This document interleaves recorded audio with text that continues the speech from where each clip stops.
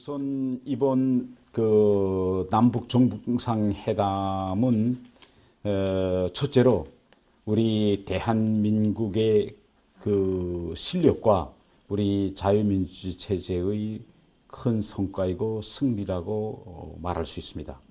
왜 그렇게 말할 수 있는가 하면 지금까지 북한은 남한과의 체제 대결, 이념 대결에서 항상 정체성과 명분을 중시해 왔습니다. 여기에서 핵심은 뭐냐면 평양이 바로 우리 한반도의 중심이다.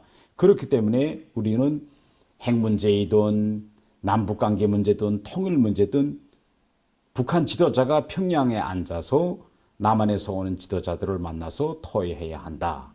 이것이 기존의 하나의 그 기존 상식처럼 되어 왔습니다. 근데 이번에 처음으로 우리가 김정은을 평양을 떠나서 바로 이 판문점 남측 지역까지 내려오게 한 것은 우리가 이 체제 대결, 이념 대결에서 항상 북한 중심론을 주장하던 북한 체제에 큰 타격이 되었고, 또 다른 측면에서 보면 결국은 북한의 김정은이가 이렇게 평양을 떠나서 판문점까지 내려왔다는 것은 북한이 상당히 위기에 몰려 있다는 걸 보여줍니다. 이것은 결국은 지난 몇 년 동안 우리 대한민국과 또 미국 국제공동체가 북한에 가한 정치, 경제적 제재와 압박의 결과라고 볼 수 있습니다.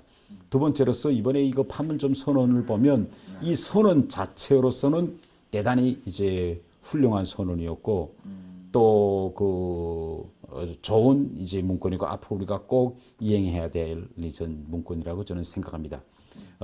그런데 여기서 우리가 항상 이제 꼭 명심해야 될 것은 이런 지난 시기에 또 역시 6.15 공동선언, 14선언 또 1972년 7.4 남북공동성명 다 보면 문건 자체로서는 대단히 완전 무결하고 퍼펙트한 문건이었지만 하나도 이행되지 못하였어요. 그 기본 원인은 무엇인가 하면 이 문건을 이행하려는 문건에 담겨진 그러한 사상을 이행하려는 진정성과 의지가 없었기 때문에 결국은 이것이 이행되지 않았습니다. 또 그 방법 문제에서도 진짜 진정으로 이거 이행하려는 그런 수단과 방법이 미흡했어요. 그렇기 때문에 가장 중요한 것은 문건을 채택하는 데 그치는 것이 아니라 이 문건이 진정한 결실을 맺도록 남과 북의 지도자들이 이제 진심을 가지고 이행해 나가는 것이 중요합니다. 이 남북 간의 그 어떤 합의나 또 관계 문제에서 우리가 이 문제를 이성을 잃고 감성적으로 대하면 실패할 수밖에 없습니다. 그런데 제가 이번에 그 남북 정상회담 이후에 이 남북 정상회담을 평가하는 언론들이나 또 일부 전문가들의 평가와 분석을 보면서 좀 상당히 놀랍거나 실망스러운 점도 있습니다. 예를 들면 이런 겁니다. 한국 언론들과 일부 사람들이 김정은을 악마화한 것은 이건 잘못이다. 김정은은 저렇게 정상적인 인간이고 또 천사와 같고 이런 사람인데 왜 지금까지 우리가 김정은을 이렇게 보았는가? 이건 잘못된 거다. 뭐 이런 표현이라든가 이것은 현실을 바로 보지 않고 모든 문제를 감성적으로 대하려는 이제 생각입니다. 김정은이가 왜 자기 육성 연설에서 비핵화 문제를 언급하지 않았는가라는 질문을 하셨는데 김정은도 잘 알고 있어요. 이거 한반도의 비핵화 문제는 북한과 미국 사이에 논의해야 할 문제라는 걸 김정은은 잘 알고 있고 다른 하나는 김정은은 지금 어떤 자세인가 하면 나는 핵을 이미 만든 핵 보유국 지도자다. 그렇기 때문에 당연히 비핵화 문제는 핵 보유국인 북한과 또 핵 보유국인 미국 사이에 논의돼야 할 문제다. 이것입니다. 그렇기 때문에 내가 핵도 가지고 있지 않은 이 한국과 이 지도자와 이 대화나 또 이런 데서 내가 비핵화 문제를 내가 주동적으로 말하는 거는 이건 격에 맞지 않는다. 이렇게 이제 김정은은 생각하고 있고 또 김정은이 지금 가장 큰 관심은 어떻게 하나 북미 정상회담까지 가자는 겁니다. 트럼프와 김정은은 트럼프와 만남 그 자체로도 북한에는 대단히 큰 외교적인 승리라고 간주하고 있습니다. 왜 그런가 하면 미국은 이미 북한이란 시스템을 악의 축, 악마라고 규정했어요. 이미 악마로 규정해 놓은 북한 지도자를 트럼프가 만난다는 것은 결국은 북한으로서는 우리는 악마가 아니고 정상적인 인간이다. 정상 국가다 하는 걸 전 세계에 보여줄 수 있는 기회입니다. 그렇기 때문에 김일성 때도 그렇고 김정일 때도 그렇고 미국 대통령과 딱 한 번이라도 만나서 두 정상이 손을 잡고 악수하는 장면 하나라도 좀 만들어보자. 대단히 신경 썼어요. 그런데 이게 이루어지지 못했어요. 그런데 바로 손자대인 김정은 대에 와서 이걸 내가 이룬다. 이러면 주민 국내 선전용으로서는 김정은이가 자기는 이렇게 위대한 지도자고 큰 정치적 외교적인 그런 목적을 가지고 나가고 있는 것입니다. 가능성이 오히려 더 크다고 볼 수 있어요. 이번에 회담장은 어디로 잡힐 거예요? 김정은이 가장 큰 관심은 현재까지 만든 핵무기를 어떻게 하면 끝까지 가지고 있겠느냐 이겁니다. 이 핵무기만 자기가 가지고 있다면 그 나머지는 다 버릴 수도 있다. 필요하다면 다 버리겠다. 이게 김정은의 생각이고 또 북한은 이러한 전략 밑에 지금까지 나왔습니다. 그렇기 때문에 지금 핵실험장은 결국은 지금까지 북한의 핵을 개발하는 데 필요했던 북한의 견제에서는 과거예요. 그렇기 때문에 또 앞으로 김정은이가 ICBM을 만들어가지고 미국 타격이랑 능력까지 가겠다. 이거는 미래입니다. 그러니까 현 시점에서 북한은 미래까지 나간다는 건 불가능하다는 걸 이제 알았어요. 왜? 이렇게 대북 제재가 이런 속에서 가다가는 내가 트럼프한테 맞아 죽는다. 이걸 김정은이가 알기 때문에 현 시점에서 미래와 과거는 내가 대담하게 포기하고 내놓겠다. 단 현재 가지고 있는 것은 끝까지 가지고 가겠다. 이런 입장이기 때문에 핵실험장 이제 폐기 때 외국 언론들과 전문가들을 초청해서 보여준다. 이건 북한이 이미 계획하고 있던 대화 전략 중에 한 일환이라고 볼 수 있습니다. 그런 언어가 나오고 공동선언 발표할 때 그리고 이제 그 정치회담 들어가게 되고 환담할 때 그 얘기하는 거 보니까 굉장히 이번 판문점 선언에서 핵 문제와 관련해서 상당히 모호하게 반영되어 있습니다. 말하자면 남과 북은 비핵화를 통해서 핵이 없는 한반도를 만든다. 이렇게 됐습니다. 그러면 핵이 없는 한반도 이 개념은 매우 모호합니다. 또 여기에 북한이 아니라 남과 북이 핵이 없는 한반도 비핵화를 만든다. 이것은 한마디로 말해서 북한의 할목도 있고 남한도 한국의 할목도 있다 하는 걸 공식 문구화한 겁니다. 이 한반도 비핵화에서 북한이 일관하게 노리고 있는 건 지금까지 크게 세 가지입니다. 이건 이미 오래전부터 북한이 제기했어요. 그래서 첫 번째는 한반도에서 미국 핵무기 철수입니다. 이건 91년도에 미국이 전술 핵무기를 철수함으로써 실현됐습니다. 두 번째는 한반도와 그 주변에 미국 핵무기와 핵자산을 전개 또는 반입 금지입니다. 그런데 현실적으로 보면 우리가 한미 합동 군사훈련을 할 때 미국 핵자산이 동원돼요. 또 전략폭격기가 들어오고 때로는 핵항공모함도 들어오고 그러면 앞으로 한반도 비핵화에서 두 번째 문제 바로 미국과 한국으로서 의행할 의무상으로서 북한은 이걸 요구할 겁니다. 앞으로 절대 미국 핵무기는 한반도에 임시로라도 담은 1시간이라도 들어오면 안 된다. 이겁니다. 세 번째가 제일 문제예요. 이게 세 번째가 뭔가 하면 한반도에서 미국의 핵무기를 사용하지 않겠다는 핵 불사용 선언을 하라는 겁니다. 불사용 담보하라. 그런데 미국의 핵 전략은 그 어떤 특정 지역이나 국가에 대해서 핵을 사용하지 않는다는 것을 사전에 선언하거나 담보하는 걸 금지하고 있습니다. 그러면 과연 북한과의 딜에서 트럼프가 북한의 핵 폐기를 위해서 이것을 할 수 있겠느냐. 이게 가장 큰 저는 문제라고 생각합니다. 그리고 다른 하나는 북한의 견제에서 보면 미국은 지금 완전한 CBID를 요구하고 있어요. 그런데 여기서 지금 완전한 CBID라는 건 이건 외교적으로 아주 훌륭히 만들어낸 단어이고 우리가 쉽게 이야기하면 강제 사찰입니다. 이거는 랜덤 액세스예요. 보고 싶은 곳 들어가 본다. 그러면 여기서 중요한 문제는 대상은 사찰한 측이 대상을 정해야 돼요.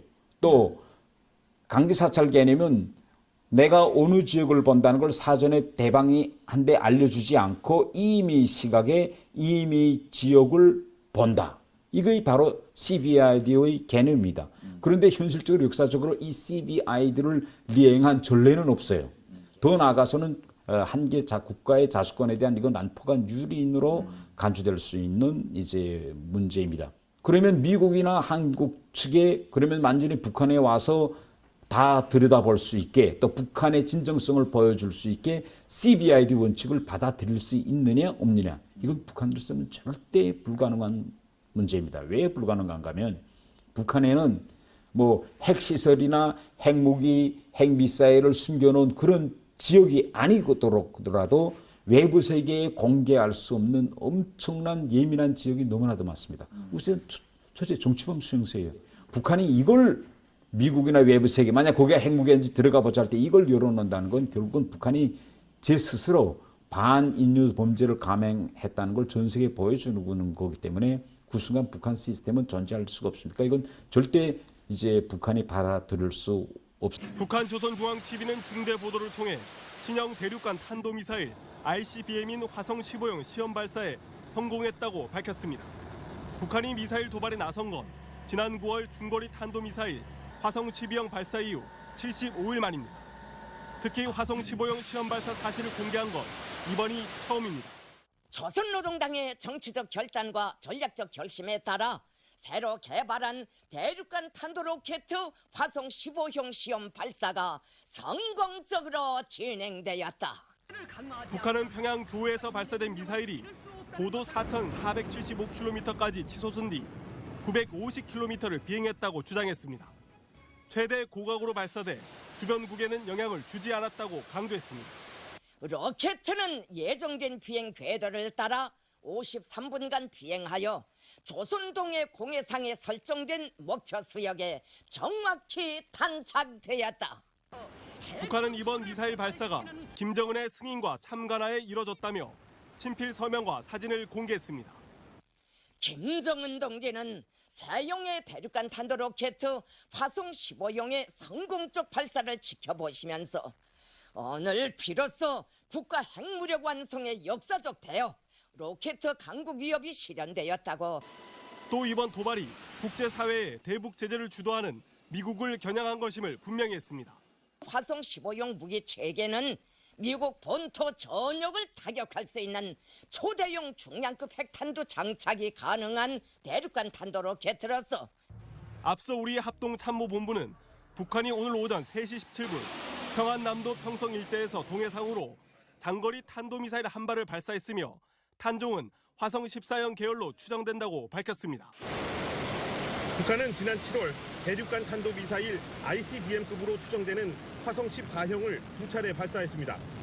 당시 최대 고도는 2,800km와 3,700km였는데 이번엔 추적과 각도를 더 높여 고도 4,500km까지 쏘아 올린 것으로 군과 정보 당국은 파악했습니다. 즉 북한이 발사한 미사일이 신형 완전체라기보다는 화성 14형의 2단 추진 엔진을 개량했을 거란 분석입니다. ICBM급인데 능력은 분명히 진전이 되었고 3번에 걸쳐서 발사됐죠 아마. 그중에서 가장 진전된 것으로 평가를 합니다.